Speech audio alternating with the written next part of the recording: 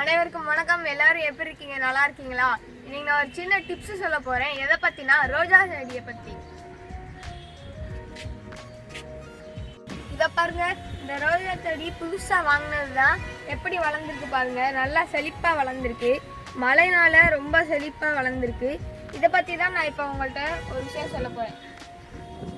இது எல்லாத்துலயுமே பாருங்க 5 இலை இருக்கா? எல்லாத்துலயுமே 5 இலை இருக்கு. ஆனா இதுல மட்டும் பாருங்க 7 இலை இருக்கு. இந்த ஒரு ஸ்டெம்ல மட்டும். அதை பத்தி தான் நான் இன்னைக்கு சொல்ல போறேன். இது எல்லாமே கட்டிங்ஸ்ல தான் வளர வைப்பாங்க. இந்த கட்டிங்ஸ்ல வளர்ந்த ஒரிஜினல் ஸ்டெம் இதான் பாருங்க. இது மட்டும்தான், இதுல இருந்து வளர்ந்தது தான் இதெல்லாம். ஆனா இந்த ஒரு ஸ்டெம் மட்டும் அடியில இருந்து வளர்ந்துருக்கு பாருங்க.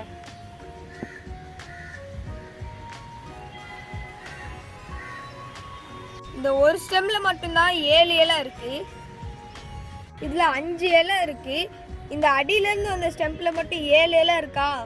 இதுல மட்டும் கண்டிப்பா பூ வராது. இதோட வளர்ச்சி ரொம்ப வேகமா இருக்கும். இந்த செடிக்கு உண்டான எல்லா சக்தியும் எடுத்துக்கிட்டு ரொம்ப வேகமா ரொம்ப பெருசா வளரும்.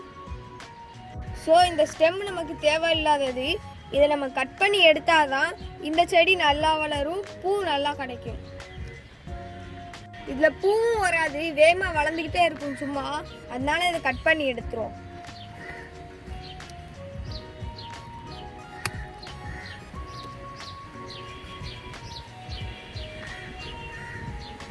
ஸோ நீங்களும் உங்க செடியில இந்த 5 இலைக்கு பதிலாக எக்ஸ்ட்ரா இலை வளர்ந்த ஒரு ஸ்டெம் இருந்துச்சுன்னா அதை கட் பண்ணி எடுத்துருங்க. அப்போனா செடி ரொம்ப நல்லா வளரும். ஓகே, வணக்கம்.